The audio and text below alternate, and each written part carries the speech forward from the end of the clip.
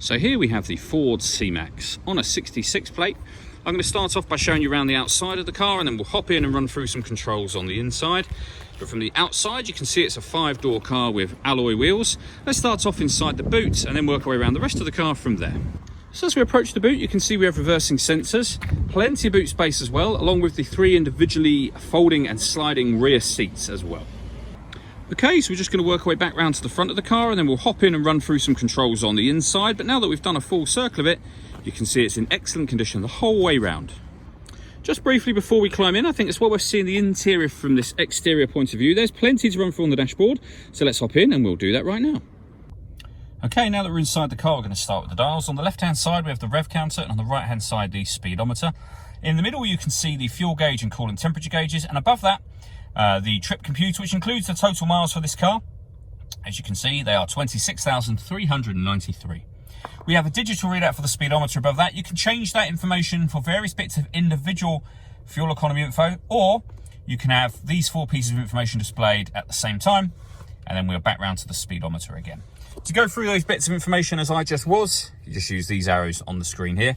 On the right-hand side, we have stereo and phone controls, including in the middle there, voice activation for the phone. So hit that button, ask it to dial anyone in your contacts list, and it'll do that for you without you having to take your phone from your bag or pocket.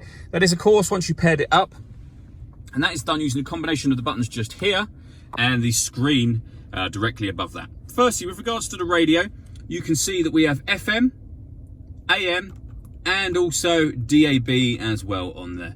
And I'm going through all those options, as I say, by using the buttons just here. If you want to listen to your own music, hit the media button, and you will see that we have 2 USB inputs as well as Bluetooth audio, mobile apps as well, and a CD player at the top there.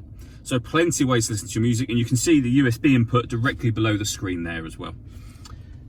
So here we have the buttons I was using just a moment ago, as well as the CD player.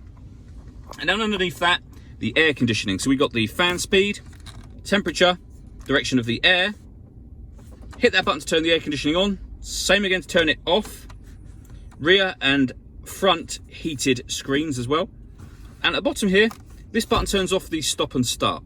So this car's designed to cut out when it's stationary in traffic to save you fuel. Hit that button to turn that system off, as I've just done.